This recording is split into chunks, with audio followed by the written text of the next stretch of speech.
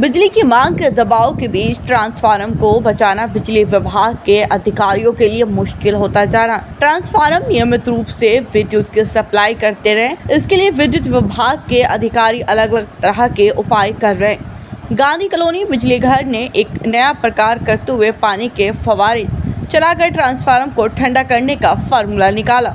बता दें कि विद्युत विभाग के द्वारा लगातार बिजली देने के लिए जगह जगह अलग अलग प्रयोग किए जा रहे हैं। उत्तर प्रदेश के कई शहरों में ट्रांसफार्मर को ठंडा और नियमित तापमान में रखने के लिए कलर लगाए गए, तो वहीं मुजफ्फरनगर के विद्युत अधिकारियों के द्वारा ट्रांसफार्मर पर पानी के फव्वारे लगाए गए। फव्वारों का पानी ट्रांसफार्मर पर गिरता है और ट्रांसफार्मर ठंडे रहते हैं। गर्म होने की वजह से फूकने का खतरा कम है। गांधी कॉलोनी विद्युत विभाग के जेई जितेंद्र सिंह ने मीडिया से बात करते हुए बताया कि भीषण गर्मी के चलते बिजली सप्लाई की डिमांड बढ़ी हुई है, जिसकी वजह से ट्रांसफार्मर का तापमान भी बढ़ा हुआ है। उन्होंने कहा कि ट्रांसफार्मर का तापमान 80 डिग्री सेल्सियस तक जाता है। यदि इससे अधिक तापमान होगा तो ट्रांसफार्मर खराब हो सकता है। इसलिए हम लोग एक एक्सपेरिमेंट करते हुए ट्रांसफार्मर के रेडिएटर पर फव्वारे के माध्यम से पानी डालें, जिससे उसका टेम्परेचर 80 डिग्री से कम रहे। उन्होंने बताया कि फव्वारे से पानी छिड़काव करने के बाद ट्रांसफार्मर का टेम्परेचर 78 के अप्रोक्स रहता है। जैसा कि आप देख रहे हैं, आजकल टेम्परेचर 48 डिग्री तक जा रहा है, तो ट्रांसफार्मर और लोड टेम्परेचर बढ़ने की वजह से लोड भी बहुत ज़्यादा चल रहा है।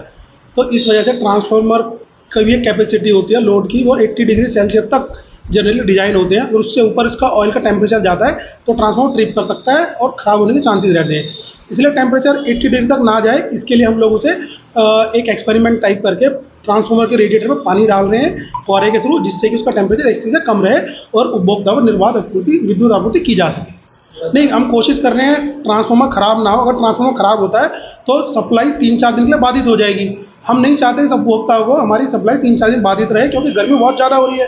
तो इस वजह से हम ट्रांसफार्मर ख़राब ना हो उसके सारे इंतजाम कर रहे हैं। उसमें हमारे एसडीओ साहब, एक्शन साहब, एससी साहब, सबका बहुत अच्छा कोऑपरेशन मिल रहा है, बहुत अच्छा सपोर्ट मिल रहा है।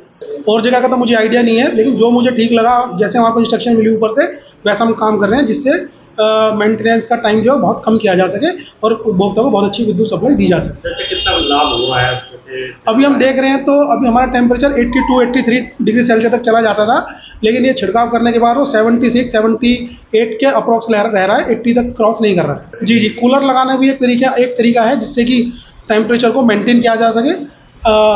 पानी वाला भी एक तरीका है।